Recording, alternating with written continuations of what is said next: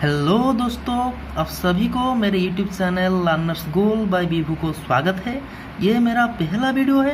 इस वीडियो पे मैं आपको बताऊंगा कुछ कॉमन सब्जेक्ट्स के बारे में जिसको पढ़ने पर आप सभी कॉम्पिटिटिव एग्जाम्स और हायर स्टडी एंट्रेंसेस में भी अपेयर कर सकेंगे। चलिए आज का सेशन स्टार्ट करते हैं। स्टार्ट करने से पहले एक चीज़ ज़रूर कहना चाहूँगा कि आप सब इस वीडियो को अंत तक ज़रूर देखें। यदि आपको वीडियो अच्छा लगे तो आप हृदय से वीडियो को लाइक और सब्सक्राइब करें। चलिए शुरू करते हैं।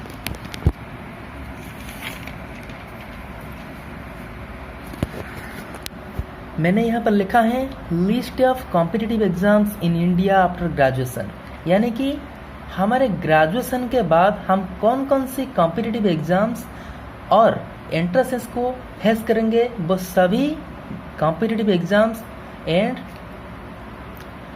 एंट्रेंसेस को मैं यहाँ पर लिख दिया हूँ। पहले देखेंगे civil service examination, that is graduates from any stream can apply for this exam. सभी वर्ग के ग्रेजुएट्स इस एग्जामिनेशन के लिए एलिजिबल हुए। देन देखेंगे Indian economic service exam, students having a bachelor degree in economics और statistics can apply for this exam. जो भी बंदे इकोनॉमिक्स और स्टैटिस्टिक्स के बैकग्राउंड से हैं वो सभी इस एग्जाम में अपेयर कर सकेंगे और एलिजिबल हो सकेंगे। फिर देखेंगे Indian statistical service exam, that is students having a background in statistics can apply for the exam. Same thing यहाँ पर है, जो सब ग्रेजुएट्स स्टैटिस्टिक्स के बैकग्राउंड से हैं वो सभी इंडियन स्टैटिस्टिकल सर्विस एग्जाम में अपेयर कर सकेंगे और इस एग्जाम को देने के लिए एलिजिबल हैं। फिर हम देखेंगे combined defence service examination, that is called CTAC।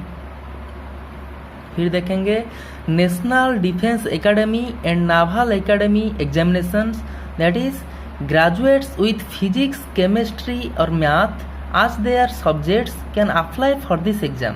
जो भी ग्रेजुएट्स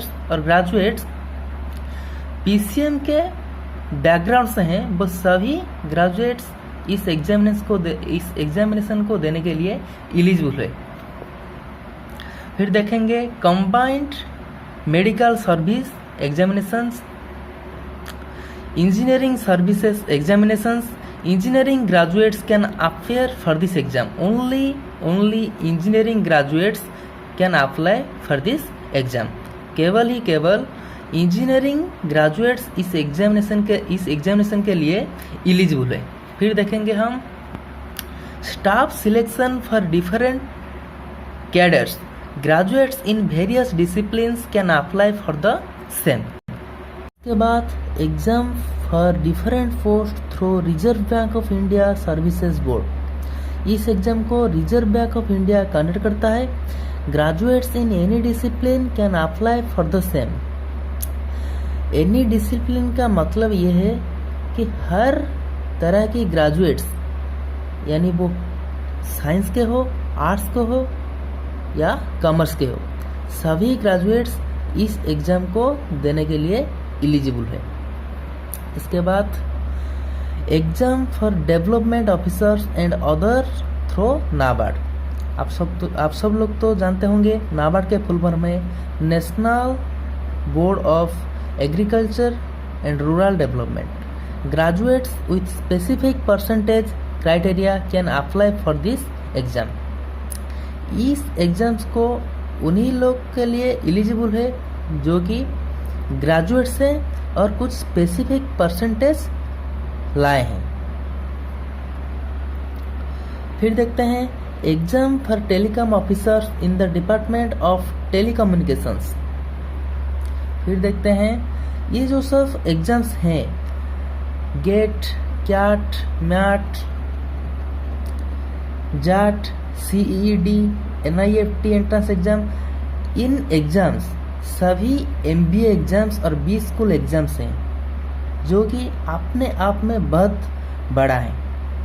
इसके बाद आएंगे कुछ banking exams and railway exams that are railway recruitment board that is RRB, then SCRA, RBI grade A and grade B, SSC, bank PO, TO, AO, LIC, GIC, AAO।